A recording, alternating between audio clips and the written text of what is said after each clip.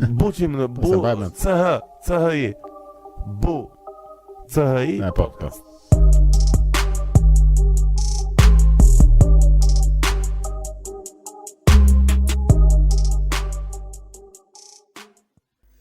Këtu jemi. Gjinç më fare. Qa bëre? Si shkoi puna sot? Mirë, shumë mirë. Duke zgjidh bage, duke kriju feature të reja. Po. Siç e ka puna Këtë fjalën bug e kuptoj, po këto me feature të reja aty dal out fare pastaj nga gjëja. Feature e reja është një mënyrë që ti të krijosh disa bage të reja. Okej, Mustafa. Na tregojnë çik Robin. Kush është Mustafa i pse është këtu? Atëherë. Unë jam Mustafa Aga, ose Mustafa the Developer, shu njihem më shumë në rrjetet sociale. Edhe jam software developer, kam kohë që merrem me këtë punë, rreth 7 vite, kam filluar që 2016. Edhe për më tepër, tani kohët e fundit jam duke u marrë edhe pak me pjesën e rekrutimeve, sidomos në tech edhe brenda dhe jashtë vendit. E kuptoj. Plako e kam vënë që keni ose je krijues ose bashkëkrijues si një platforme në Instagram. Që e kam vënë që e kam. Po, është një kompani që është biznes familjar. Po. Se kam krijuar me motrën time. Ideja ishte asaj sepse ajo ka punuar më përpara në një kompani të ngjashme. Edhe unë e bëja realisht, po e bëja si thosh pa pagesë nga faqja ime, duke qenë se më kontaktojnë shumë persona të ndryshëm, dikush për punë, dikush për pyetje rreth profesionit, edhe unë e bëja dhe thash pse jo. Edhe Çka ka brenda kjo platforma? Domethënë, përveç rekrutimit. Ne merrem me gjithë procesin e dokumentave përveç rekrutimit, domethënë, edhe normalisht lidhim punëdhënësin me punëmarrësin, bëjmë të mundur që të jenë kompatibël të dy. Mundohemi që të përzgjedhim edhe kompanitë edhe njerëzit, sepse nuk mund të punosh me çdo lloj kompanie, ashtu siç nuk mund të punosh me çdo lloj njeriu i cili mund mos jetë kompatibël në një fushë të caktuar, por mund të jetë diku tjetër. Po, më marr vesh. Interesant. Si është rregull? Shqipëri ka kërkesë domethënë nga ana e firmave pyes më shumë domethënë Ka shumë kërkesë. Ka shumë kërkesë. Ka shumë kërkesë, Wow. pasi ti jeton vetë në Gjermani dhe siç ke ikur ti, domethënë ka ikur shumë një pjesë e mirë të rinjve edhe vazhdojnë të ikin, domethënë ditë për ditë. Edhe normalisht ka kërkesë që tek sektori i turizmit që për momentin po vuan. Edhe me sa lexova, ata kishin bërë një kërkesë për futjen ose trajnimin e komunitetit të rom në fushën e shërbimit, edhe që të ishte çdo gjë bërë nga ata e sponsorizuar, mjafton që ata të kishin fuqi punëtore. Pastaj janë edhe fabrika të cilët mungon fuqia punëtore, domethënë këto profilet Fabrika ç'a tipash? Ç'a lloj fabrikash? fasonerit, fabrikat e këpucëve, edhe të mermerit, kurit. Domethënë çdo sektor ka mungesë. Vile sot Wow. sot më kontaktoi një person për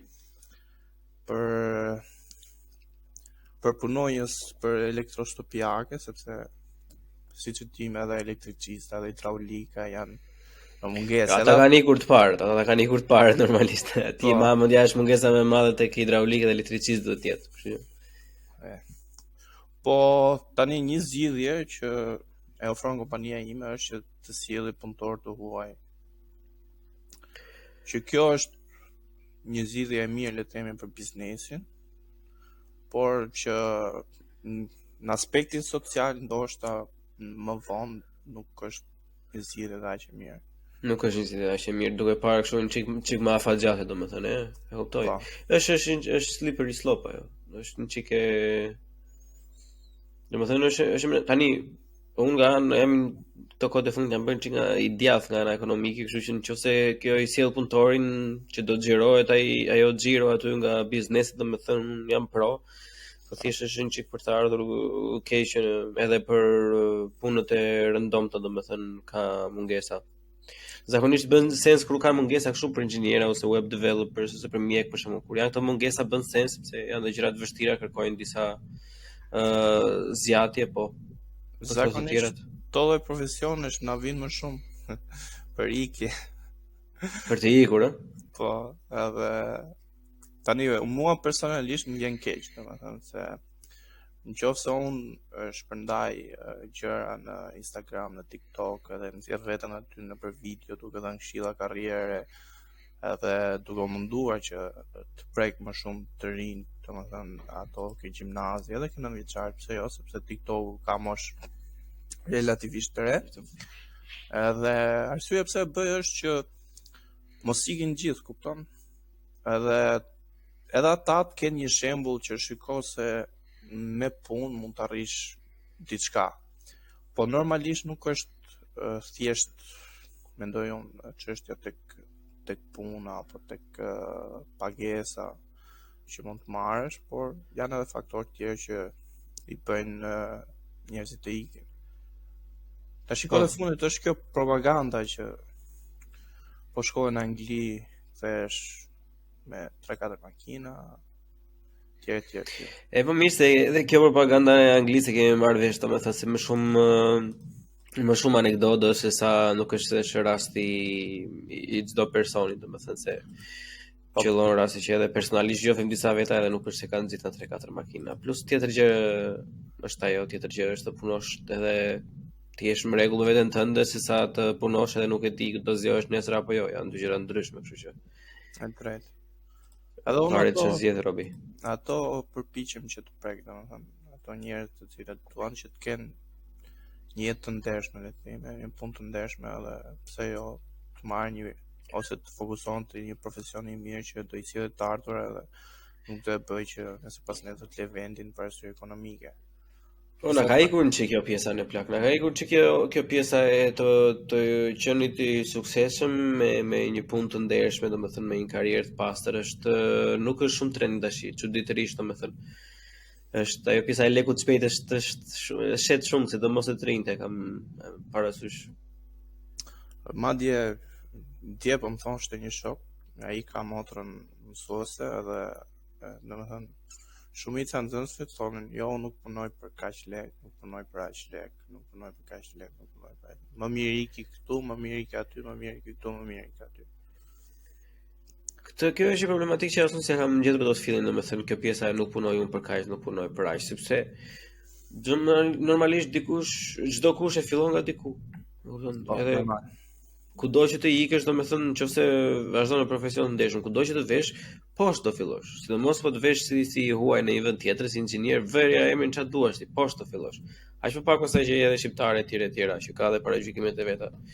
Kështu që normalisht do shikosh do fillosh poshtë, pastaj çmimet e shpezat janë të tjera, qerat janë të tjera.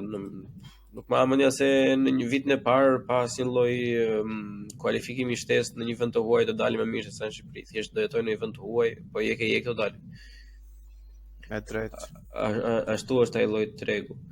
Po ke provuar të këshillosh të rinj, domethënë para 18 vjeç? Po, më shkojnë. Madje ka dhe persona të cilët domethënë kanë mësuar gjuhë ndryshme programimi edhe më kërkojnë për shembull tipsa si të kërkojnë punë ose ku të kërkojnë. Dhe normalisht ai këshilla ime e parë është hap një LinkedIn me edhe një GitHub ku ti vendosësh projektet edhe fillon nga aty. Pastaj nëse 18 vjeç është pak e vështirë normalisht, po që i them që edhe të provoj edhe ta mbaj veten të karikuar në sensin që të krijoj vazhdimisht projekte, mos e lë domethënë atë mësimin aty ku është ose çka kam mësuar. Se kjo më kjo pjesa e programimit është një çik më pak më e thellë se sa ato degët e tjera, se me sa e kuptoj unë domethënë edhe vazhdon edhe mëson edhe gjithkohës vetë, domethënë edhe në mënyrë të pavarur disi. Po, është vileson ishte e bukur dhe kjo pjesa e mësimit se bëra një video edhe në TikTok edhe Instagram 3 arsye pse mos fillosh programimin. Edhe e lash bosh, se është ky trendi që e le bosh, domethënë që s'ka arsye pse mos ta fillosh programimin.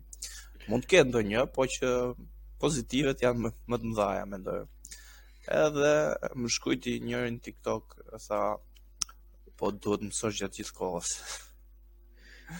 Ndërkohë, unë këtë gjë e quaj shumë pozitive, ke parasysh se ti nuk bëhet boring, nuk bëhet e mërzitshme, dhe ti domethënë ke gjithmonë një sfidë të re, po Mirë, ata tipa që shkruajnë ashtu janë çik persona ose personazhe pa ambicie, le të themi, e kupton se që tani nëse ti druhesh mësimi gjatë gjithë kohës, kur në fakt ai është bekim të mësosh gjatë gjithë kohës, të paktën dega që zgjedh detyron ose e ke pjesë të saj të mësosh, kurse në industri të tjera për shembull siç është industria e ndërtimit ku jam unë, domethënë ne duhet ta mësojmë në mënyrë aktive.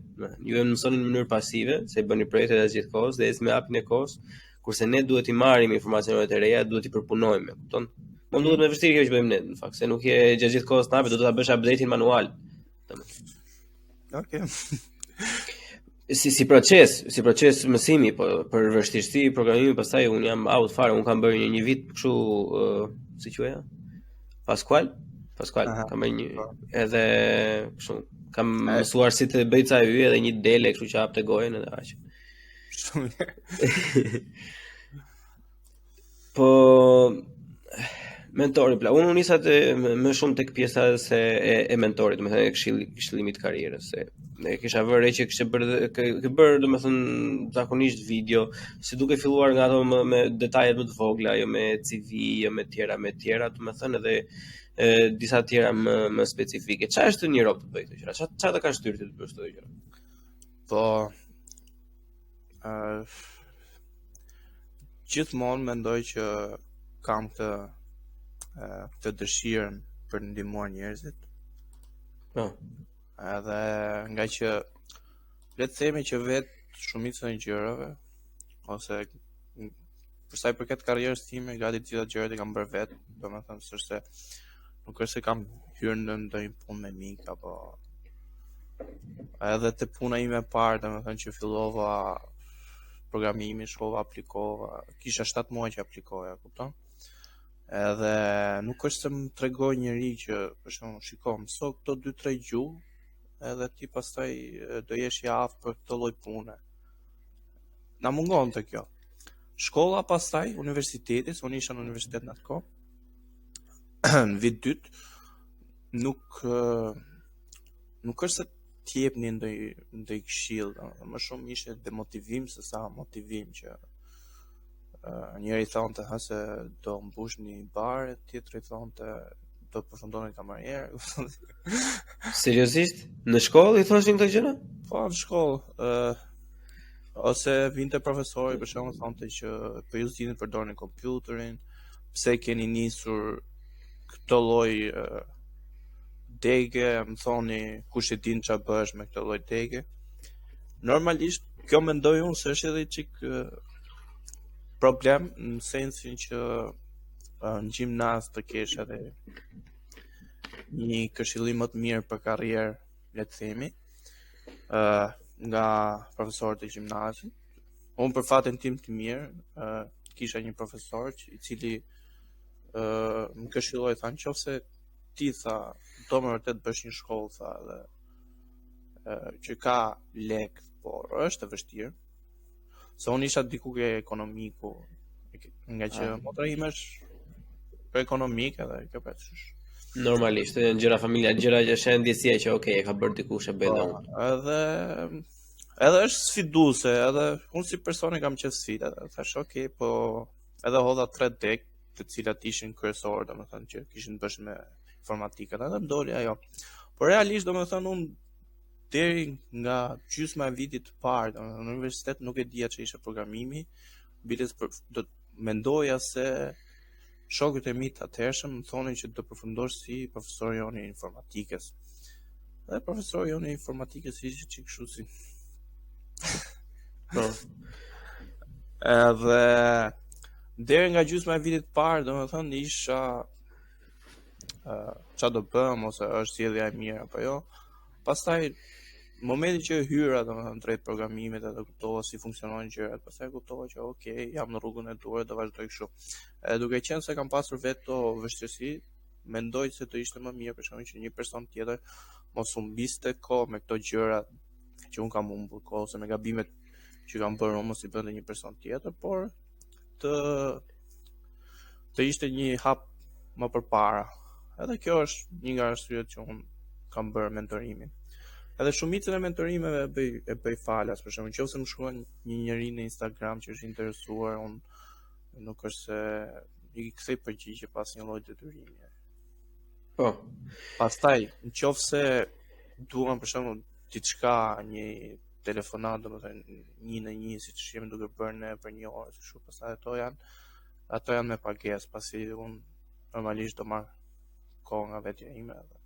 Jo, nuk diskutohet, për dera ajo është performanca jote, është diçka që ti po merr kohë nga jo vetëm kohë, po më nëse ti ke konsumuar dhe materiale, se të thjesht të bësh një shkollë, domethënë unë jam shumë pro kësaj ides, kësaj gjës, domethënë unë edhe diplomën time nuk e kam bërë në pjesë shkencore, nuk kam bërë diplomën në anë pedagogjike, kam bërë në këto formatet e-learning, domethënë për sa i përket inxhinierisë rrethimit dhe e kam bërë për vetëm arsye, domethënë siç ishte kjo që the ti që kur erdhi Covidi ishte që nuk dinin njeriu sa të bënte, as ndonjë gjë, kurse teknologjia kishte qenë aty prej vitesh, edhe e pash se s'kishte asnjë lloj reagimi edhe thash okay, po e bëj vetë, se mund të them gjithë kohës se çfarë bëjnë këta s'po na bëjnë asnjë gjë, nuk po na ndihmojnë, nuk po na bëjnë, po ideja është që po kur ankohesh, edhe vetëm ankohesh, pa e ndjekur me ndonjë veprim nga brapa, nuk është se zgjidh ndonjë gjë të madhe, kështu që edhe unë mora atë mundimin e shkruajta një temë të gjithë vet atje që ishte edhe ajo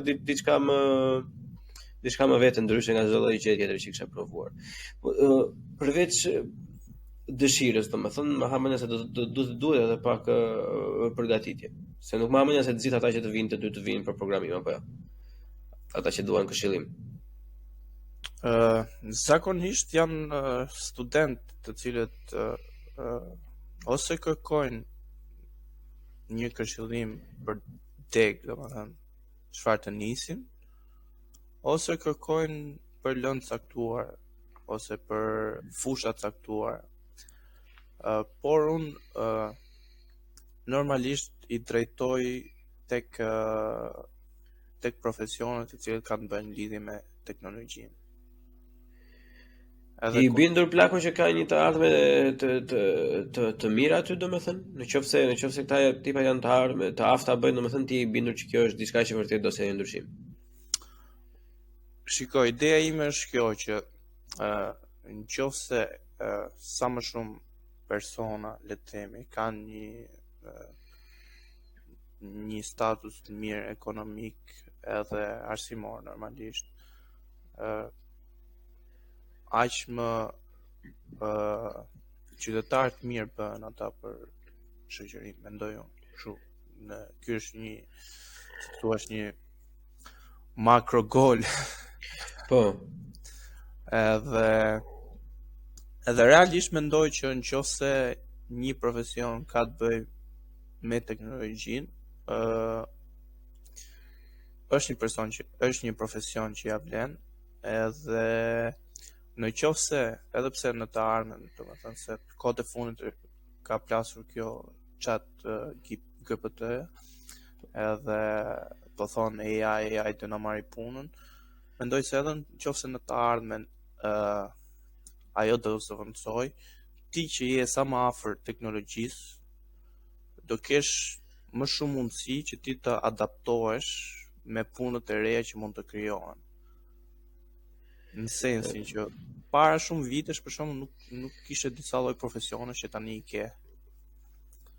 Sepse le të themi që para shumë vitesh nuk kishte project management për aplikacionet ose product owner ose tani bëjnë automation testing ose domethënë gjithë cikli i zhvillimit të aplikacioneve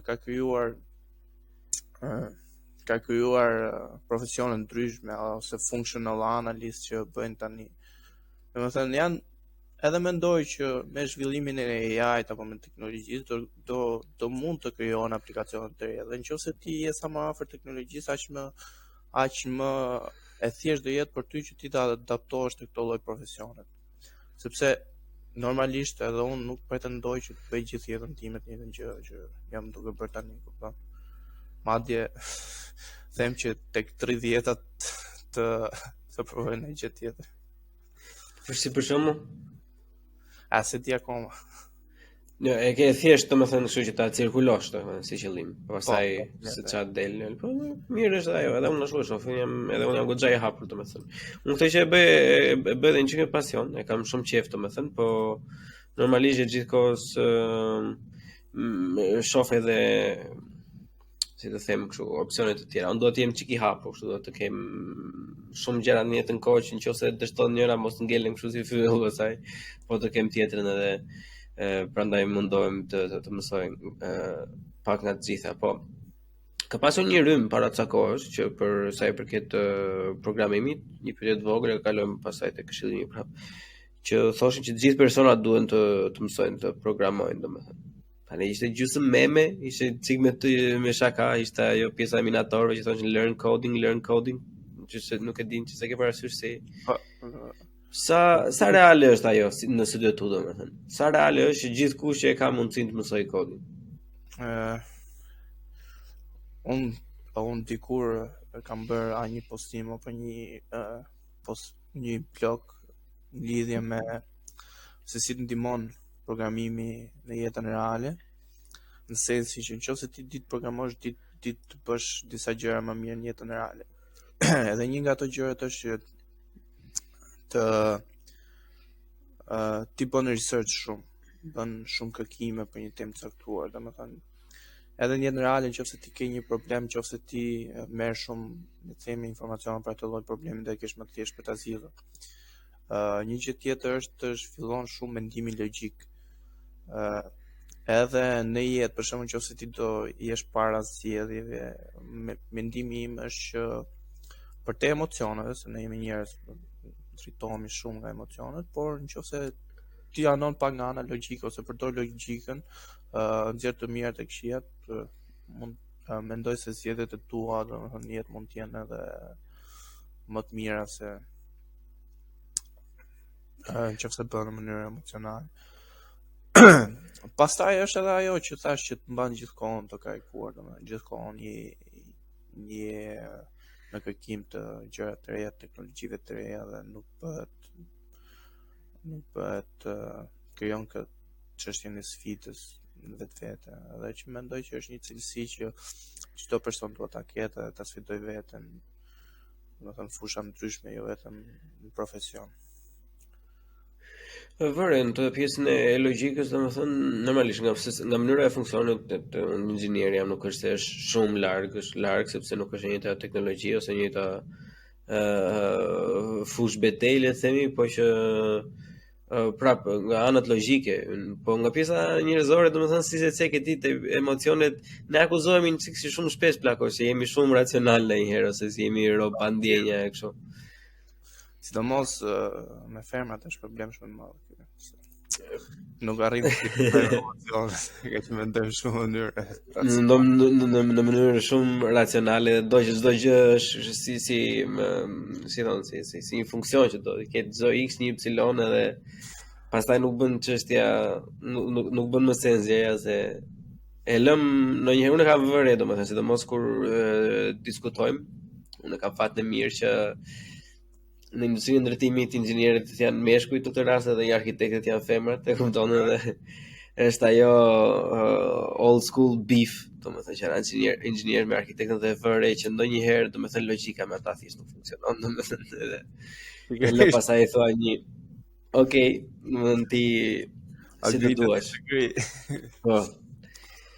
E vëre. Jo, pëlqen ai fakti që për pjesën e këshillimit atje do të thëshë një çik prapë se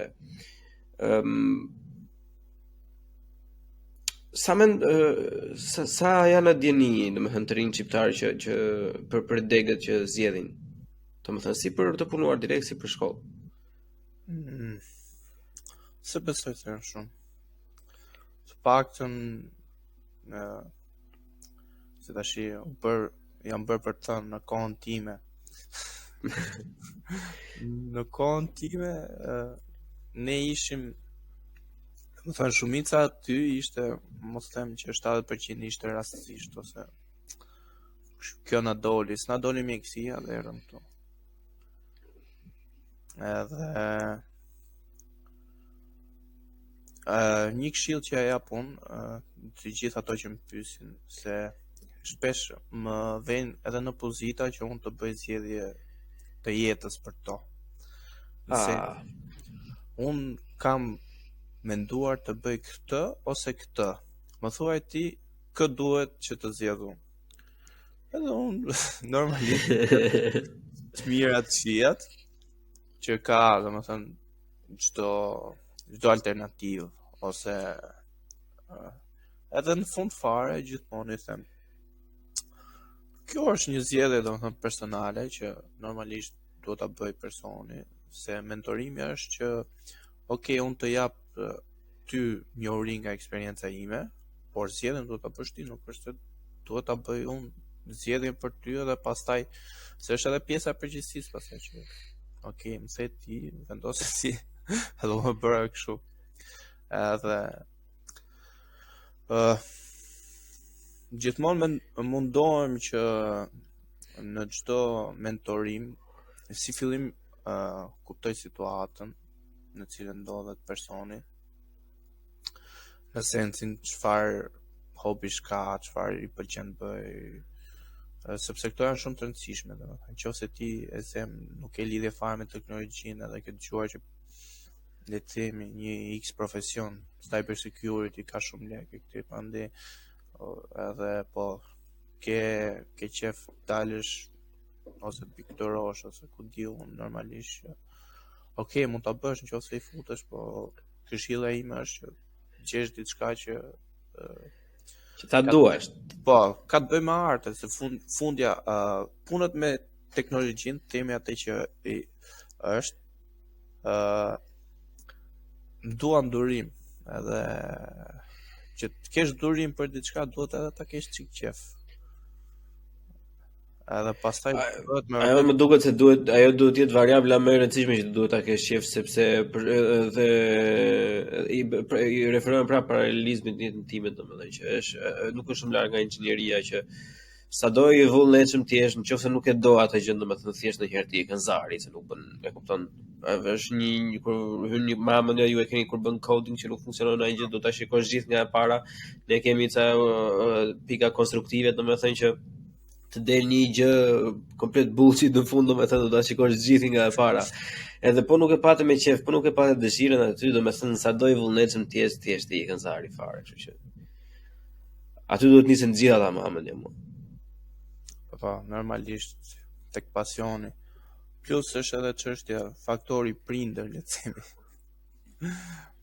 Në përzgjedhjen e shkollave që unë zgjodha këtë sepse këtë më tha prindi ose këtë më sugjeroi prindi.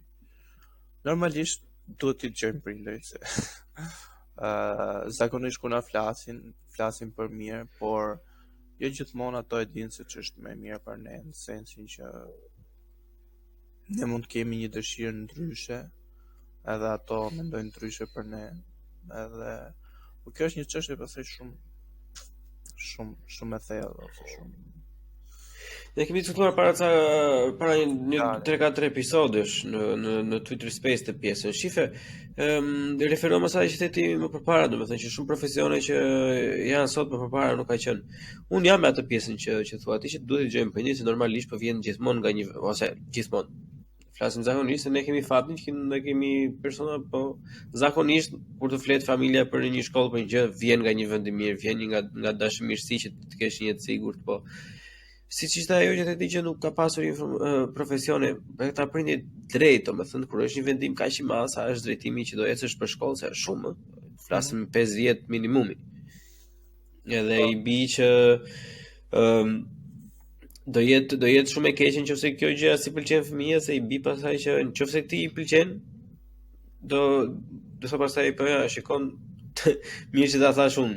Nëse si pëlqen të thosh jo po ma bën ata më detyruan, kështu që rritet del një lloj produkti që ka pak mungesë përgjegjësie, kam unë, kështu si. Se s'është vendimi vet. Mungesë, kalim. Sepse ne kemi domethënë të heqësh përgjegjësi nga vetja është një gjë që besoj shumica e njerëzve e kanë edhe domethënë edhe mund ta përdorin.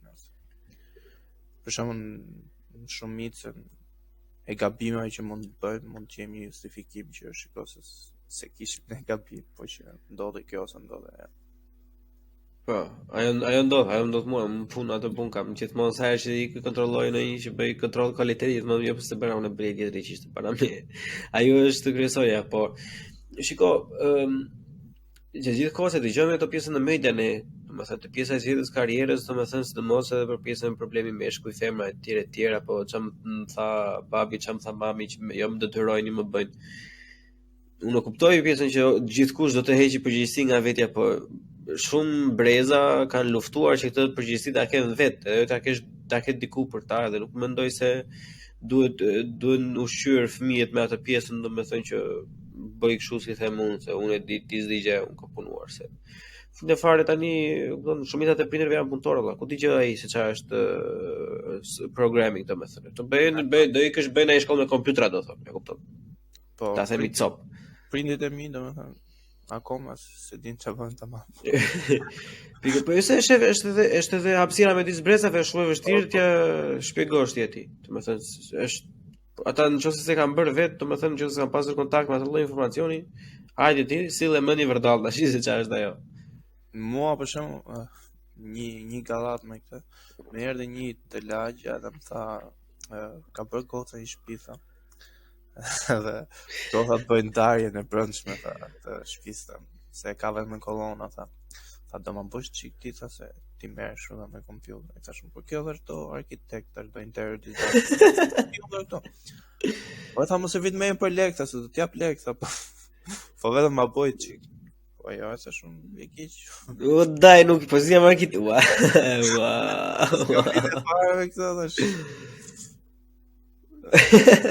Ka plot raste, për shembull, shokun tim që në thrasin aty ke lagja për lavatriç. Seriozisht. Po, sepse se kuptojnë, domethënë shumica mund të them që 30 e lartë ndoshta se kuptojnë ose çka nuk janë të fushë. Po si mund t'ia shpjegosh këtyre personave plako ç'a bën ti? Nëse një njeri të pyet, një është një 50 vjeç për shembull të pyeti ç'a bën. Ç'a i thuti? Dhe mu merre me kompjuter.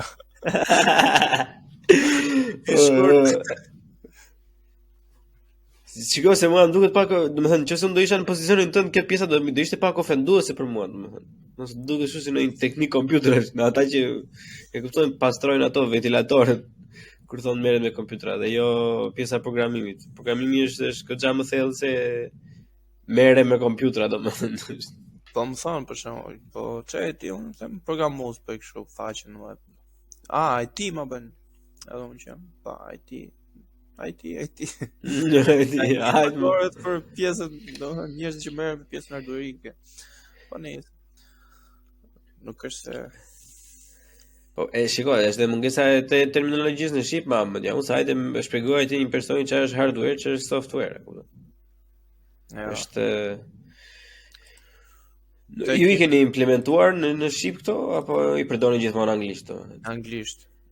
Edhe ky lloj profesioni që ose ti anglisht ngelesh më apo. Në çdo gjë anglisht domethënë nuk ka asnjë shansi. Madje ajo ndikon edhe në jetën e përditshme, po them. Gjuhën që flet. Se krijon ca shaka programuesash edhe që janë gjithmonë anglisht edhe. E normalisht, është bëhet një çik weird situata në tavolim pastaj. Që kur je me të tjerë. Po. Plako, ke shoqëri kështu me persona që kanë qenë në shkollë të lartë në këto lëndë shoqërore, në një histori, në një filozofi. Mamëna do ishte super skena, të shikoj një programues dhe një ku dëgjoj një përgjulje tërësi në të njëjtën tavolinë. Unë do paguaja lek për të parë një bisedë të tillë. Kam pas, po çështja është unë si person kam qenë edhe interesuar shumë edhe për këto deget e tjera, si të për letërsinë ose për psikologjinë njerëzore, kupton, edhe di çfarë mohabeti të jap edhe atyre. Unë letërsitë e kam të fortë. Pjesa e psikologjisë, domethënë normalisht bën sens përderisa ke zgjedhur të bësh edhe këtë pjesën e këshillimit, domethënë normalisht i bën sens. Te pjesa e letërsisë unë jam nuk preken fare atje. Te ofrohet ndonjë gjë, domethënë me sa ka arritur të kuptosh ti, ofrohet ndonjë gjë në për shkolla me këto, domethënë për pjesën e këshillimit apo?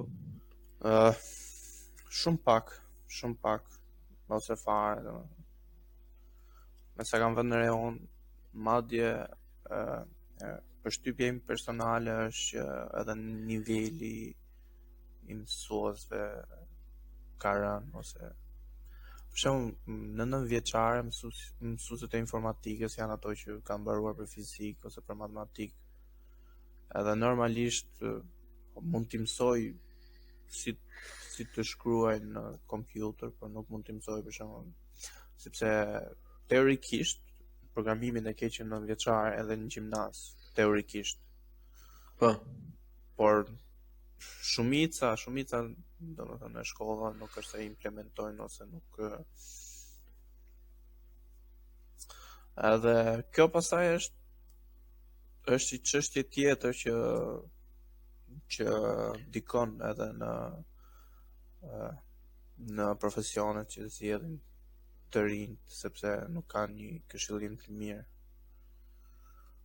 Këtë informatika ka qenë një çike lëm pas dore plakun, mbaj më kur kam qenë në gjimnaz, që u bë kot tash, unë 26 vjeç tash, gushtin që vjen bë 27, po ne ikni për kafe plak. Kupton çdo, mund të bëjmë një në muaj, maksimumi, edhe pastaj ishim për kafe. Ose luanim CS. Ose kështu çishte solitare, ajo me letra me atë merimangën. Po se në herë nuk e merrte Counter Strike. Pikërisht, e kupton? Edhe ka qenë çike trishta, se mua më kam interesuar, ne kemi në gjimnaz pastaj kemi pasur një profesor, ai ishte i ri, ishte duke që ishte dhe pasionant, domethënë donte ta mësonte ai për me këto Microsoft Experience, që ishte diçka me website me gjëra që na i ka shpjeguar pak se si bën, domethënë edhe kemi bërë atëherë mbaj mend unë një kështu faqe nga këto kompanitë e pushimeve, që kemi një palm, një budallik tjetër kështu. Dhe ishte goxha interesante, por ishte një temë ishte, domethënë dhe haq edhe mbyll dhe pastaj nuk ishte as interes, nuk ishte as shumë personazhe që ishin të interesuar e kanë vënë unë se bëje ti për shembull, po nuk ishte me këtë krahasoje. Vetëm me vetën tënde do të krahasoje, se s'kishte njëri tjetër do që dore unë e bëra kështu ti si e bëre, kupton? Ose unë e bëra për çerekorit ti për sa e bëre. Po ka bërë që shumë angësima më. Me sa di unë domethënë kanë programe në kurrikull shkollat, gjimnaze sidomos për edukim karrierë ose por nuk mendoj se janë në nivelin e duhur, pasi janë lëndë të cilat përdoren më shumë për plotësim orësh, për mësues të lëndëve të tjera. Sepse problemi në Shqipëri me sistemin arsimor është që ti jesh për shembull i punësuar full time si mësues në një shkollë, duhet që të mbushësh një total orësh e zem në javë, 20-30. Edhe nëse ti nuk i mbush e zem me histori ose gjeografi, të cilët ka 2 orë, ose filozofi le themi, ose diçka tjetër, edhe ti pastaj do kalosh ke kjo të këto lëndë shtesë që një nga ato është edhe edukimi i karrierës. Po. Ideja është këto nuk bën, domethënë siç e the ti edhe është harxhim morësh se Unë duket shumë fatkeqësi se është ky fenomeni i këtyre nxënësve ekselent. Unë nuk e di nëse ti ke qenë ekselent. Unë nuk kam qenë ekselent. Kam qenë nxënës i mirë, domethënë goxha, po jo ekselent. Edhe në shumica e këtyre ekselentëve, domethënë nga që normalisht si femra si meshkull ka dhe një presion që vjen nga familja, ose përderisa ti je me nota shumë të mira, normalisht ata presin diçka nga ty. Të themi të drejtën ajo që 99% e shqiptarëve kur je ekselent janë te mjekësia, apo. Po unë kam njohur shumë persona për shkakun që e kanë bërë vetëm sepse i është thënë, ose thjesht ka qenë ajo pjesë typje që bën me lekë, ke parasysh au iu. Edhe në pjesa e korrupsionit, pastaj se drejt, nëse je mjek i pastër, nuk është të bësh një lek të madh. Domethënë thjesht do jetosh mirë. Themi atë që është. E drejt. Këshilla që merja unë kur isha në gjimnaz, nga kushëria ishte bëu avokat. Nga që e kisha ardhur që ato lekë avokatë, dhe thonë të bëu avokat. Që të pagën më sargjët të tjerët.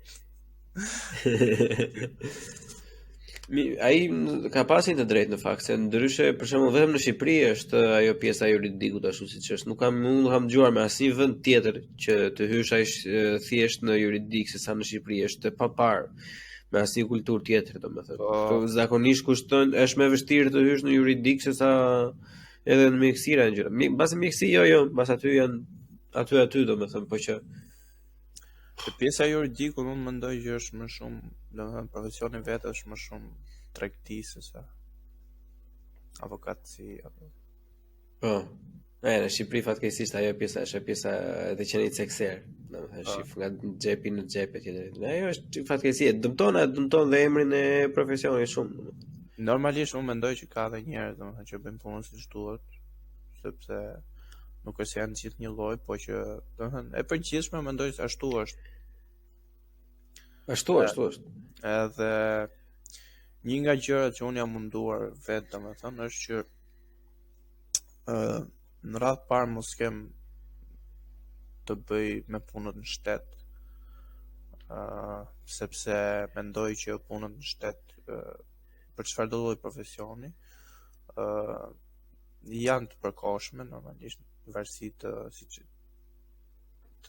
partive etj. Edhe nuk është se ke ndonjë rritje, le të themi, si në si ekonomike, si profesionale. Je statik domethënë, nuk është se mëson ndonjë gjë ose nuk është se ke kështu sfida gjëra. Po për shtypja ime, ndoshta jam edhe paragjikues këtë pjesë, është se kush do punë shtet, do që të rri rahat. Do që të ma thjesht marrë një lloj rroge, domethënë, edhe mundësisht sa më pak punë të më. Edhe mundësisht nëse ka ndonjë hapësirë për bërë ndonjë gjë siç bëhet ta bëj atë, po që kjo është një nga këshillat që e mendoj vetë për veten edhe që ja jap edhe të tjerëve domethënë. Normalisht mendoj se privati në fundit edhe pse mund të ketë domethënë favorizime që shiko se njeh këtë ose njeh atë, po në fund fare ai do doj që të dali le të themi me bilancin plus dhe jo me bilancin minus, edhe normalisht nëse është një biznes i saktë, domethënë që s'është për pas refleksh Normalisht. por edhe normalisht do marr një punonjës që ja vlen dhe është javë për atë punë. Normalisht nëse ai punonjësi deli mirë, pastaj logjikisht është nëse ai punonjësi është punonjës shumë i mirë, do ishte në interesin e pronarit firmës pastaj që të rriste edhe rrogën, edhe të ofronte edhe gjëra. Logjikisht se ne fatkeqësisht dëgjojmë ato anekdotat në Shqipëri, domethënë që sado mirë të jetë pronari, domethënë nuk i intereson fare për atë që ka punësuar. E kuptoj. Mbase është pak më mirë tek lega juaj kjo. Për sa i përket rrogës, unë mendoj që janë tralla kompanitë që kanë një sistem vlerësimi, në sensin që çdo 6 muaj ose çdo një vit ne do rivlerësojmë punonjësit edhe mbas të performancës le të themi do i rritet apo jo rroga ose në sa do i rritet %. Dhe mendoj që janë tralla. Edhe përgjegjësia këtu tani tek punëmarrësi është që ai ta kërkojë atë që mendon se meriton. Kupton? Sepse ka njerëz për shembull që kanë në një punë një vit e gjys, edhe presin që pronari ose kompania të bëjë një rritje rroge, por ndërkohë kompania nuk është se ka ndonjë sistem vlerësimi. Edhe në qoftë se ti je në këtë situatë që, okay, je në një kompani që s'ka një sistem vlerësimi, ose nuk e ke diskutuar paraprakisht që një herë në sa kohë kemi rivlerësim të pagës, edhe në qoftë se diskuton paraprakisht, e mira është që në momentin që shkon periudha për cilën ti ke rënë dakord për shembull, t'ja kujtosh vetë. Edhe kjo mendoj që është normalisht është edhe përgjegjësi e punëdhënësit, po që përgjegjësia më e madhe është ke punëmarrësi së fundja, ai është ai që do marrë rritje rrogës, ndërsa punëdhënësi do që ajo bën sens që thua ti se sa më minimale. Ai përderisa po i bëhet puna, nuk ka ndonjë detyrim të themi të drejtë për drejta bëhet, mund ta bëjnë nëse do, nëse të ruajë një atmosferë të ndeshme, po përderisa ai që bën punën nuk e kërkon vetë, nuk ka pse të dalë jo ti urdhë. Po ta jap moral ndodhin ato. Plus është edhe kjo gjë tjetër, që nëse ti ke një pak kënaqësi, është e mira që ta diskutosh, kupton? Në sensin që shiko, mua më pëlqen kjo gjë në këtë proces pune, ose kjo gjëja më duket jo drejt, që mos shkoj domethënë situata aty që ti të rrish një vit e pak, edhe pastaj të japësh ndërheqjen, edhe kur shkon me ndërheqjen, po cilat janë arsye, sepse për shembull ti s'ke fol fare gjatë një viti, çast ka pëlqyer. Edhe ti që thua, po ti s'më ke rritur rrogën për shembull, edhe ai që thotë, domethënë me drejt mund të thotë, po mendoja që ti ishe i kënaqur me këtë rrogë, se s'më ke thënë ndonjë gjë deri tani. Po. Jo, ato të drejtë ka, unë jap të drejtë atij, nëse ti si e kujtuar asnjëherë. Kupton, edhe kjo është në përgjegjësinë e punëmarrësit, që të jetë si thua që çfarë s'koke tek punëdhënësi, se fundja po s'kërkove nuk po si t'ja kërkoj. Si t'ja kërkoj, sidomos ata që kanë për të parë, domethënë, se unë kam pasur në mbaj mend herën në timet parë kur kam kërkuar rritje rroge, ka qenë sikleti, domethënë motrat fare, themi atë që është plako, është sikleti i madh në fillim. Se nuk e din që se kanë vetëm mund, domethënë, për na shkruar ajo nga familja që duhet të jemi të zgjedhshëm, duhet të punojmë shumë, duhet të punojmë fort, domethënë, dhe kur kërkoja duke se u po e merja ndonjë gjë aty, jo se po duhej thjesht ishte haku im, domethënë. Edhe ai që ishte se në Gjermane sapi, okay. Tha mendoj, e mendoj gjithmonë, okay. Do të thashë po varëlesh, për çfarë vrava mendje ka shumë, domethënë. Si ishte aq e vështirë sa dukej. E drejtë. Edhe unë, domethënë, në fillimet e mia kam pas shumë vështirë se si tip, domethënë anoj më shumë nga introverti, edhe e kemi çik vështirë si thua të shprehemi. Por marrëveshja ime që ishte, domethënë, që pasin periudhë të caktuar të kishte rishikim page, edhe keq shkova i thash, domethënë, që shiko se ka kaluar kaq kohë edhe s'është bërë gjë. Kupton? Por në kompani, varet nga kompania, këshilla do ishte që si fillim ta diskutosh në fillim, domethënë që në momentin para se të firmosh kontratën, që okay, të punosh me këtë kompani, ta diskutosh që si është procesi i vlerësimit, çfarë përfshihet, përveç pagës, për shembull mund të ketë edhe benefite të tjera. Normalisht tu mund të flasim për profesione ndryshme, por që mendoj se duhet ta diskutosh edhe kohën e rishikimit, ose kanë apo s'kan sistem rivlerësimi, ose performance. Edhe në këtë mënyrë, përveç se ti merr këto informacione për vete, tregon edhe që shiko se ky le të themi merr vesh edhe nga këto punë të tjera, nuk është se është një person që s'ka njohuri fare nga kultura punës, edhe punëdhënësi pastaj të shofi edhe me një sy tjetër, mendoj. Pastaj në varësi të mënyrës se si kompania, domethënë, ka pas ka vlerësim, emaili është mendoj unë hapi i parë, qofse në kompaninë funksionojnë emailët, kupton, tek shefi ose tek përgjegjësi. Nëse nuk funksionojnë emailët, do marrësh guximin edhe do shkosh, domethënë, tek personi i cili është përgjegjës për atë punë. Pra hapi i parë është gjetja e personit përgjegjës për rritjen e rrogës. Të me thënë, kjo normalisht, kjo bëhet një çik më vështirë për këto kompani që janë më të mëdha. Po si është tregu për momentin të jesh programues në Shqipëri? Është i mirë, është i oshës, domethënë? Pandemia, përveç shijave, pati një gjë shumë mirë.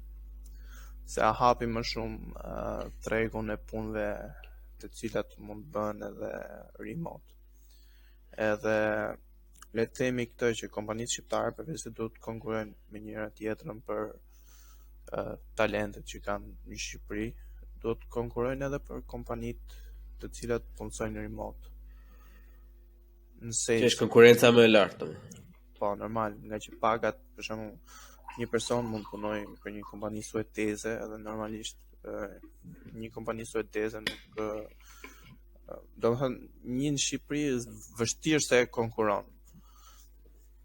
Thjesht problemi më i madh me punët remote është se shumica janë me kozjatje të caktuar, për shembull, kontratat fillojnë nga 4 deri në 6 muaj, edhe mundësitë për shembull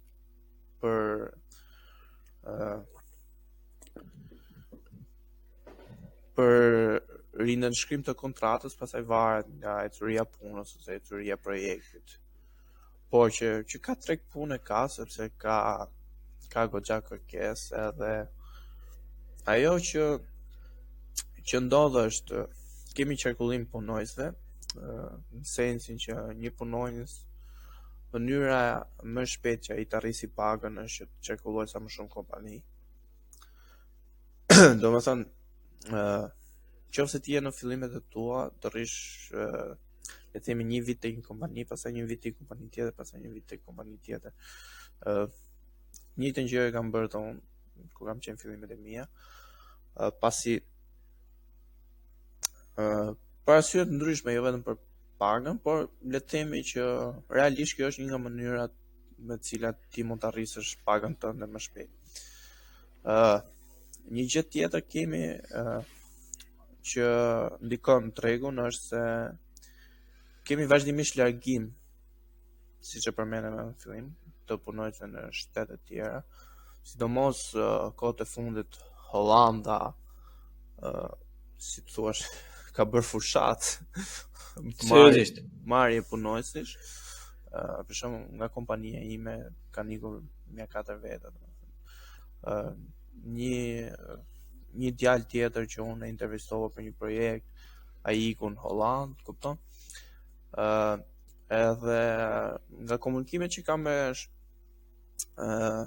me shokët e mi atje, thonë që janë akoma në kërkim, edhe plus është Gjermania që më duket ka futur këtë ligjin e ri që mund të rish deri një vit për të kërkuar punë atje, që edhe kjo pastaj do ndikojë, mendoj unë, goxha në largim. Edhe duke qenë se kemi këto largime, bëhet hapet tregu për këto personat me më pak eksperiencë, edhe të cilët kanë mundësi të futen tek kompanitë si junior. Prandaj mendoj që edhe për një 5 vjet mendoj që do ketë treg goxha për programim. Po, me këto, kur një person sa mbaron shkollën, domethënë me pa eksperiencë përpara, domethënë çfarë rrogash kanë hyrë si to? Me hamendsi ose mesatare, nuk ka nevojë të precise. Me rroga minimale, le të themi. Po që mund të jetë minimalja tek 300 të vjetra në kompanitë të vogla, në kompanitë e mëdha fillojnë edhe 900 milion. Po. Do me thënë, unë di person realisht që kam filluar me të lloj rroge që mund duket ndonjëherë edhe si shumë, le të themi, po që biles ka dhe startupe në Shqipëri që rrogën minimale kanë $1.000. Po. Pavarësisht eksperiencës ose pavarësisht pozicionit punës. Thjesht e kanë një lloj standardi, domethënë që ajo është rroga minimale. Po unë tash, domethënë unë nga njëra anë jam kundër kësaj pjesës me ligj për të vënë një minimum, po jam pro këtyre politikave të brendshme të firmave, domethënë që kanë një lloj që shifë se ky robi sado eksperiencë të ketë, sado i aftë tjetë apo mos tjetë, domethënë nuk mund të jetë kështu burnout fare, sepse derisa ka bërë një shkollë, ka domethënë një kapacitet ka, domethënë, kështu që nuk mund të paguajmë një person të tillë. Kjo është logjika ime, unë mbas jam gabim, por nuk mund të paguash një person të tillë që ka mbaruar të shkollën më pak se ç'paguhet një në call center, se duket kjo është absurde. Zakonisht tek pjesa e pagave, domethënë përveç se është kjo minimumi, është vetë tregu që e rregullon, kupton? Se nëse nuk ti nuk ofron një pagë, domethënë që të jetë të paktën sa minimumi që ofrojnë kompanitë e tjera, nuk do konkurosh dot, s'do kesh punonjës. Kjo është goxha e shëndetshme kjo kur e rregullon tregu, se nuk konkurrojnë vetëm punëtorët për vendin e punës, por konkurrojnë edhe firmat për punëtorët. Kjo është shumë e shëndetshme për mendimin tim, për sa i përket rrogës edhe kushteve. Kushtet e punës janë zakonisht në këtë tek plako. Se ti përmendoj që përpara që ka benefite të tjera përveç rrogës. Cilat janë ato për shembull? Po benefit, sidomos kompanitë e mëdha tani ofrojnë pensione private. Ka kompani të cilat mund të ofrojnë edhe membership për palestra, check-upin falas me anë të kompanisë sigurimit. Për shembull, te kompania ku jam unë, çdo vit kemi edhe kontroll sysh. Benefitet tjera pastaj po të ky startupi që përmenda janë edhe shpërndarje të fitimit, nëse arrin një target caktuar, për shembull 20% të fitimit, diçka e tillë. Pra, në këto lloj profesionesh nuk është vetëm pjesa e pagës. Plus tash është shumë e rëndësishme kjo pjesa e lejon apo nuk lejon punoj remote. Qofse një kompani e cila ka punonjës, domethënë, të cilët kanë bënë me teknologjinë, thotë që mund ta bëjnë punën e tyre nga laptopi, nëse ato nuk ofrojnë një alternativë remote ose hibride, ata humbasin punonjës realisht. Sepse pas asaj që kaluam, është e vështirë që një person të shkojë, domethënë, full në zyrë. Se edhe profesionit ta jep mundësinë, kupton, se nuk është puna ime që do i kontrolloj çfarë u bëj, domethënë, ju bëni online. E drejtë. Edhe sipas mendimit tim, kjo pjesa hibride është zgjidhja më e mirë. Edhe full remote, unë nuk jam shumë, pasi njeriu ka nevojë të socializohet, kupton? Se nuk unë asun vetë se nuk e pëlqej si metodë punë remote, por e kam bezdi, por unë jam pro zgjedhjes, domethënë, nëse dikush e ka qef ta bëj punën remote, bëj vëlla. Jam pro të qenit aty si zgjedhje. Po, drejt. Se çfarë bën tjetri është problemi vet. Po unë personalisht nuk më pëlqen fare. Unë jam, domethënë, unë dua të kem njerëz vërtet, se është dhe puna e tillë për shkakun që ne na duhet të bëjmë pyetje gjithkohë njëri tjetrit, se normalisht kam që 60 vjeç një tjetër, dhe janë disa gjëra që unë i kam parë në kantierë mos ditë interpretoj, ai ka 60 kantiere tanja, e kuptoj që i ka bërë, kështu që normalisht është më thjeshtë se ajo merr telefon, shkruaj email etj. Po përveç kësaj është edhe pjesa qytetipe, se jemi edhe kafshë sociale, sa ajo duam të jemi me njerëz, sado për shembull introvert apo ekstrovert, ti është mirë ti jesh me njerëz. Është Ma hamendje janë të pakët ata persona që të thoshin që jo, unë do të jem komplet izoluar vetë gjatë gjithë kohës. Po, janë në vërtet rrallë. Përse, për pjesën e shpërndarjes popullsisë në ato deg, sa mund të jetë përqindja e femrave që merren me këtë lloj pune në Shqipëri? Në Shqipëri, unë mendoj që nuk është se ka shumë diferencë madhe. S'ka? Nuk mendoj se ka shumë diferencë madhe. Biles para pak kohësh të kompania ime ishin në kështu, ishin në avantazh.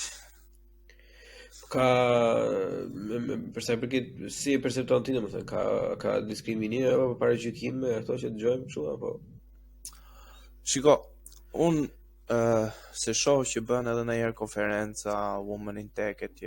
Unë mendoj që ato janë, ta them, janë kot. Sepse nuk kanë as diskriminim, nuk është se e kanë të vështirë, mendoj unë, që të futen në këtë lloj profesioni. Ndoshta mund të hasin vështirësi në futjen në punë si në çdo lloj profesioni, por jo në këtë lloj profesioni në sensin.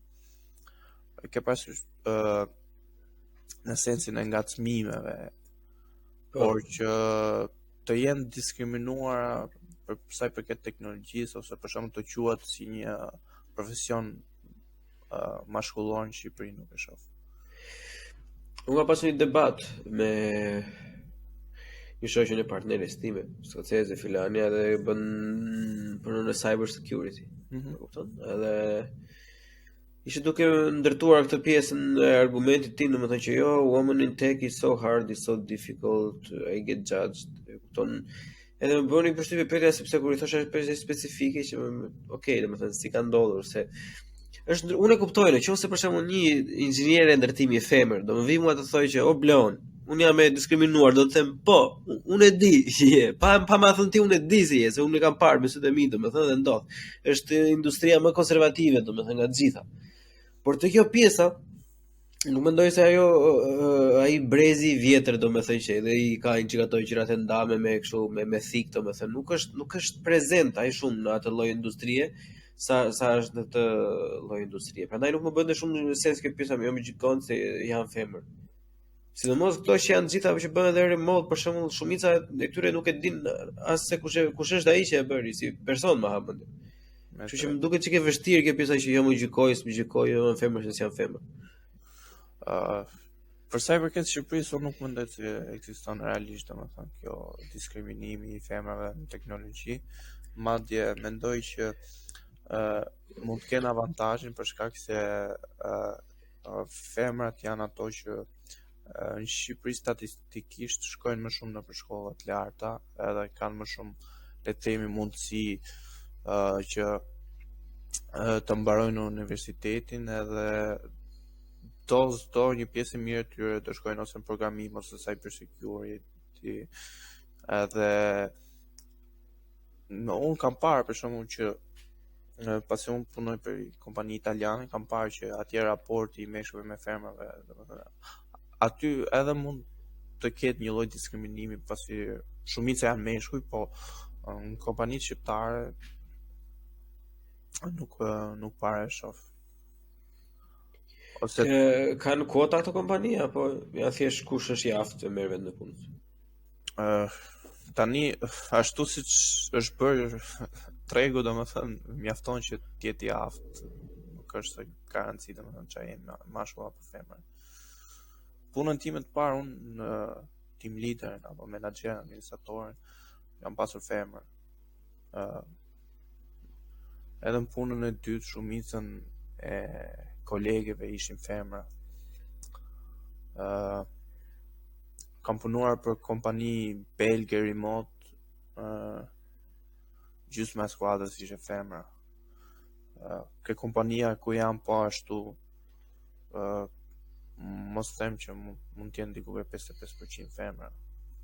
Kështu që unë realisht domethënë më duken nonsense këto konferencat që bëjnë Women in Tech. Më duken vetëm kështu çështje marketingu, se nuk është se shoh që hasin në vështirësi më shumë se ç'hasim në meshkuj. Po.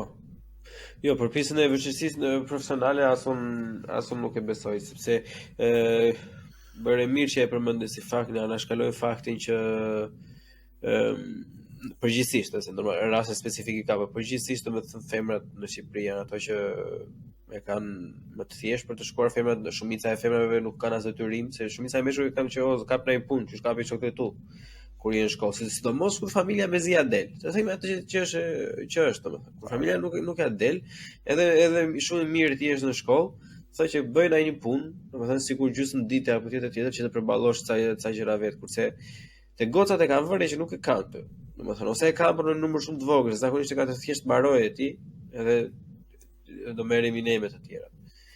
Edhe po kështu plako pastaj si probleme që ndodhin në çdo lloj pune, jo vetëm aty kështu të pjesa jo ngacmime seksuale, sharje, bërje, zënka, domethënë është më e qetë situata, është më normale, më e civilizuar situata në atë industri apo njësoj si të tjerat. Nuk shoh ose nuk para kam pas raste. Vetëm një rast kam dëgjuar, domethënë që ka pasur një ngacmim nga shefi, por që kështu që të jetë në mas, domethënë nuk si çdo kund, domethënë që thjesht del ai tip që do e prishi atë torbën. Domethënë kur një femër kërkon ndihmë, se janë edhe meme që kur një femër kërkon ndihmë, i shkojnë tre njerëz të ndihmojnë. Kur një mashkull kërkon ndihmë, me zëri shkon një. Kështu që është edhe kjo pjesa tjetër. Temi. Këtë është thik me dy presa këtë përjetojmë edhe ne domethënë. Unë e vëre se unë jam në një pjesë të industrisë që jam në projekt management, domethënë që jam në mes të çdo lloj gjëje, unë jam me thika nga gjitha anët, domethënë edhe normalisht ne na duhet të bëjmë edhe shumë research, sidomos edhe për detajet vogla, apo edhe për një lloj buloni që do futet diku për shembull, edhe e vëre që kur bëjmë në një pyetje njerëzit të marrin kështu for granted që ti duhet ta dihet, domethënë kur bën ajo goca që është ngjitur me mua i thonë që apo është kështu, tash plak, what the fuck, po kur pyes unë edhe mua nëna më ka bërë. Po që jo mirë, domethënë më mirë kështu. Më mirë kështu se nuk vjen me pak ankesa, ose shpresoj të vjen me pak ankesa. Se normalisht këto ç'a bëjnë këto women in tech, këto budalliqe që do bëjnë gjithmonë, domethënë thjesht duan të harxojnë ca lekë. Normale. Paktën jemi në të njëjtin mendim për këtë pjesë. Jo, unë jam përgjithsisht në pikpamje politike, jam kundër kuotave, për që jam kundër këtyre asambleve, jo se të bëhemi për femrat apo të bëhemi për meshkuj, jo plako, mua më intereson fare. Që se Mustafa nesër pas se një biznes ka të drejtë marri këtë lloj trapja tim punën, ka bëri punën. Ti je mashkull, femër, kal, qen, mace, what the fuck, atë bën punën. Ai është biznes privat. Biznes privat. Edhe në shtet, jo se në shtet është më keq, edhe në shtet i fusin kur ata thonë se jo do të kemi reprezentativ. Reprezentativ zgjedh ai me vot, ai që futet në punë dalë më mirë për atë punë. Çfarë rëndësie ka? Edhe ministria e meshkujve të jetë, nëse robi më i kualifikuar për atë punë, qellon një femër merr vllai, çfarë më intereson mua, çfarë s'ka reprezentative atë fare. Është e njëjta gjë si mund të ngrimin e meshkujt, për shembull, bëjmë konferenca men in nursery, për shembull, që shumica janë femra si infermiera. Po të marrësh raste kështu për të tallur një çik bëbësh çka ka plot plak, e kupton, ne thjesht meshkuj mund të bëjnë tani direkt sot meshkujt në gastronomi që nuk bëjnë bakshish në krahasim me femrat, e kupton. Një kamariere bën bakshish sa mund të bëjnë 10 çuna bashkë. Në qoftë se kanë sjelljen e njëjtë, e kupton? Është nuk diskutohet fare, se ashtu funksionon që pse bën njëri se thonë asaj që i të vjen dur biga të mbyllë gojë. Puno aty qen. Po jo, ka, gjithë secili ka ato veta. Unë mendoj se sa më shpejt ti lën këto lloj budalliqesh aq më shumë do fokusohen për gjëra të tjera. Ma më këto lekët që bën për këto konferenca mund të hidhesh në për ca seminare për të mësuar gjëra të reja, për të prezantuar ide të reja, domethënë ta bësh përgjithë se nëse ka një mënyrë më të mirë që ti sulmosh këto gjëra është të sjellësh njerëzit bashkë. Dhe ku ka më mirë se sa të sjellësh meshkuj dhe femra bashkë me të njëjtin dhomë për të mësuar diçka të re së bashku. Kështu që ti bësh sa më të aftë për veten e tyre, të kenë një mendim sa më kritik, ti dyshojnë gjërat. Domethënë, këto janë këto 2-3 gjëra unë janë këshilla që ja jap çdo kujt në sensin që edhe nëse unë të mentoroj për diçka, ti mos u mjafto me atë që unë kam thënë, se normalisht unë vi nga eksperienca ime dhe mendimi im mund të jetë çik le të themi bazuar në këtë lloj eksperiencë, për një person tjetër mund të ketë një eksperiencë tjetër edhe ai mund t'japi një këshill tjetër. Ti tani si person ke atë përgjegjësinë, nëse ti do që të kesh një vendim sa më të mirë të mundshëm, ke atë përgjegjësinë që të bësh atë kërkimin tënd, të dyshosh ato që unë kam thënë apo të ka thënë dikush tjetër edhe të dalësh me një mendim tënd, të zhvillosh mendimet e tua. Sepse shumica e njerëzve i marrin gjërat shablon. Edhe madje ky është një problem që unë e has edhe kur bëjmë pyetje, sepse i duan gjërat shablon, domethënë i duan gjërat gati le të themi që duhet të jetë shumë e vështirë kjo që hamendja që ti si kundërvihesh këtyre personave ti që i duan gjërat shablon. Unë jam ironik. Edhe varet edhe nga humori, po mundohem që t'jem sa më i sjellshëm, por kur e shoh që realisht domethënë i duan gjëra shablon, e kuptoj që nuk është se un kam përgjegjësinë që ta bëj atë një njeri më të mirë, unë bëj më të mirën time, po që në fund fare ai është ai që është. Edhe zakonisht ironia bën punë. E kuptojnë shumica ironinë apo thjesht mund të ofendohet? Se ka rob gjë që ofendohen. Po edhe nëse ofendohen nuk është problem, domethënë se thjesht ideja është që të marrin mesazhin e duhur. Ose për shembull, unë bëra një postim në Instagram që cilat janë pyetjet që nuk duhet i bëni një mentori. Edhe thjesht për këtë arsye se nuk është mirë që ti bësh një pyetje për shembull një personit me të cilën ti mund ta gjesh me një kërkim të vogël në Google. Nuk është mentori për atë punë. Edhe kur më bëjnë ashtu lloj pyetjesh, shumica e kohës i them kërko në Google edhe i kopjoj pyetjen që kanë. Edhe domethënë që bëj aftë për veten se ajo është gjithë qëllimi që njeriu bëhet i aftë për veten. Unë kam vërë në re edhe nga që unë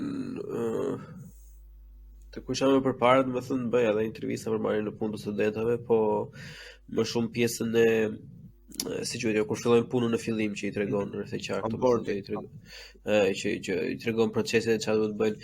Ideja është se unë vjarë në fillim nga që thosha që çfarë lloj gjëje të kesh, unë vish të më pyesësh domethënë janë tu me numrin e telefonit tjetër dërgoj mail kur duash edhe është një lloj specifik njeriu që edhe një budallik do të thënë ta bëj pyetje ty direkt, domethënë se e merr for granted atë gjithkohës, duket si e mirë qenë dhe të bën pyetje ty edhe pse ajo që ja është kuliqon tavolina aty ose një Google away, domethënë që ai thjesht mund ta shohë. Dhe ajo është një çik bezdisje domethënë dhe unë ka pasur për shembull që i kam edhe vetuar për të hequr nga puna persona të tillë, domethënë 2 herë më saktë, sepse jemi inxhiniera në fund ditës e ti paguhesh për të analizuar e përzgjedhur problemin.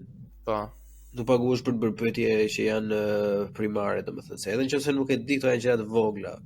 Kur bëhet janë pyetje fundamentale, pyetje procesi, domethënë normalisht se nga ta dish nuk ka fatkeqësisht nuk është si inxhinieri mekanike për shembull ku shumë gjëra janë online. Ndërtimi nuk i ka shumë gjëra online, kështu që do pyesësh, po pyetje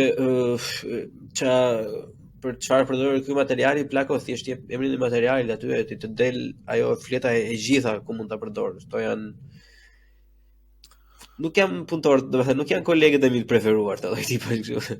Po, një bezdit tjetër që unë kam edhe që i këshilloj është që moment që bën një pyetje, edhe unë domethënë të përgjigjem, mbaje shënim ose memorizoje në një farë mënyrë ose shkruaj diku në mënyrë që mos bësh 3 herë të njëjtën pyetje. Nëse ti bën 3 herë të njëjtën pyetje, pastaj unë do të përgjigjem herën e dytë, ndoshta, po herën e tretë pastaj nuk më intereson fare. Në sensi që sepse i bie që unë po të them diçka, ti s'ke mësuar asgjë. Edhe sa herë do hasësh me të njëjtin problem, ti do pyesësh. Shërbim resursi. Në një kompani ku isha team leader, bëra shumica ishin junior, ishin të rinj në punë. Edhe i bëra një metodë pune, domethënë me hapa. Hapi i parë i zgjidhjes problemit ishte kërkimi në Google. Edhe domethënë se e parë që vetëm pyesnin, okay, thash, shiko se programimi është ti shoku jot më i mirë është Google-i. Hapi i parë është kërkimi në Google. Ke provu 2-3 gjëra, e ke parasysh nuk arritet ta bëje si i ri, okay? Pastaj hapi i dytë do vishte on. Qofse edhe unë s'jap zgjidhje, thash pastaj zoti na ruajt. Normalisht. Po që për gjëra thjeshta ose për gjëra le të themi njohuri që ti mund t'i gjesh në Google, mos pyet një person ndaj të cilit ti kërkon mentorim, por pyet për shembull për gjëra eksperience, siç për shembull më pyet ti si të kërkosh rritje rroge, ose për shembull unë kam shkruar një artikull çfarë të bësh në momentin kur ti merr një kundër ofertë nga kompania ku ti je, kupton, pasi ti le të themi ke dhënë ndërheqjen dhe ke pranuar punën te një kompani tjetër.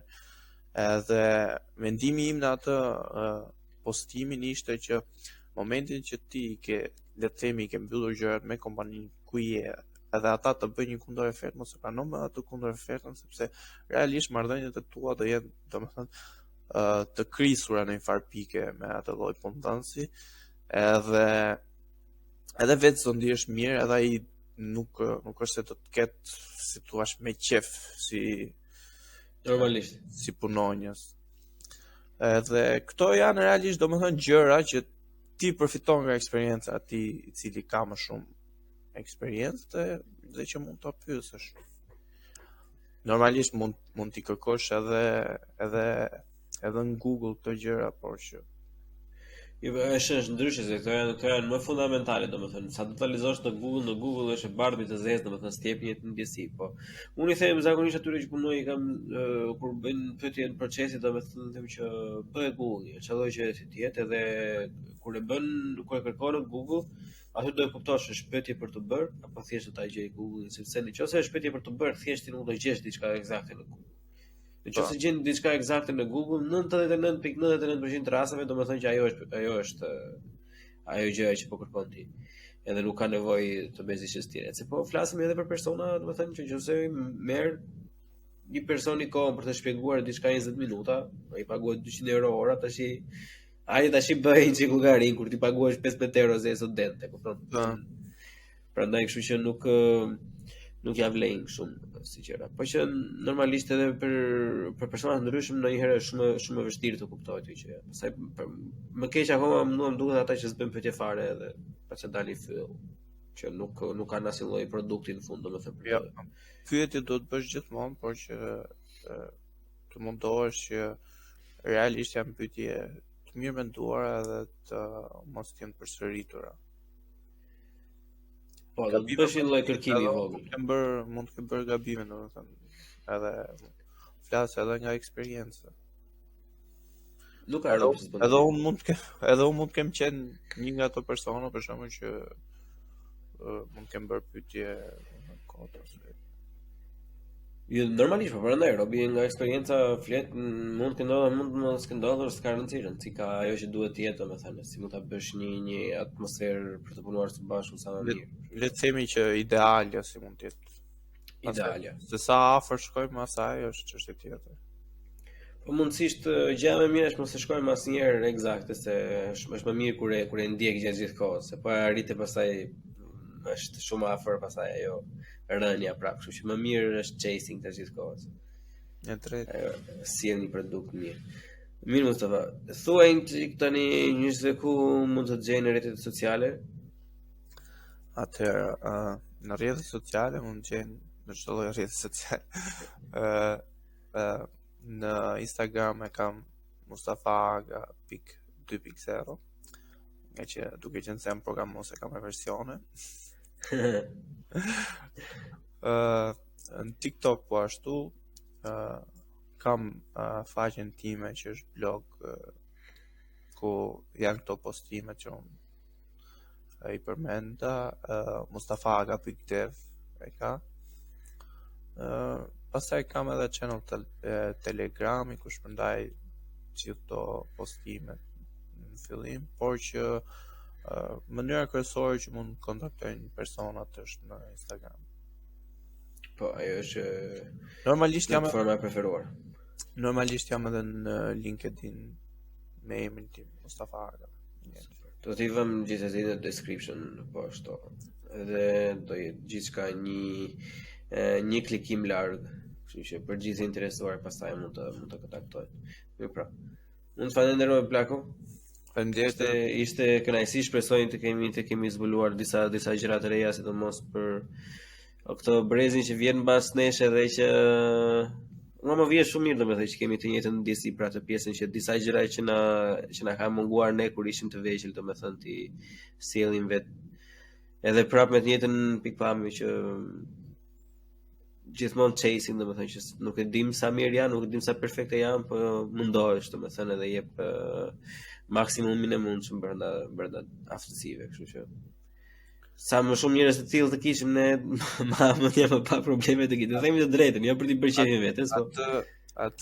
Atë mundohem të bëj edhe unë që të jem një shembull edhe për kolegët e mi, domethënë edhe për njerëz profesione të tjera në financë, në infirmeri, në çfarëdo lloj profesioni, të kenë një prezencë online, të tregojnë veten tyre, të flasin për profesionin, për të mirat e këqijat, që edhe të rinë domethënë të kenë shembuj ndryshe, sepse shembujt e mirë mungojnë sot. Edhe ky është mungojnë shumë fare në Shqipëri Plako, e kam vënë re edhe më vjen shumë keq. Disa persona të hallën dhe bëjnë shaka ndonjëherë se është ai meraku emigrantit, se nuk e di se sa është okay që ti je larg ose të afër ose familjar. Po kur je larg domethënë ça thonë që është luks, ça thonë që është mallkim, domethënë po që i shef ndonjëherë gjërat në një këndvështrim dhe ta dhëmb një çik më shumë domethënë. Edhe unë të dhimbjen e kam çik më të madhe të pjesa e shembujve të mirë që jam duke u zhdukur fare domethënë. Duket. Unë emigrimin e kam provuar para shumë kohësh, kur kam qenë para universitetit, edhe e di domethënë atë ndjesinë mallin për vendin kur je jashtë, edhe je goxha më i ndjeshëm për gjërat që ndodhin se sa kur je këtu brenda.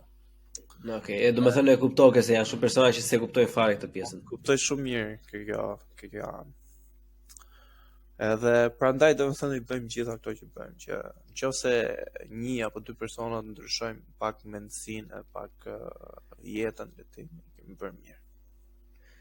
Mjafton një edhe është diçka shumë e mirë. Mjafton dy, edhe është akoma më e mirë dhe pastaj kështu ecin të gjitha.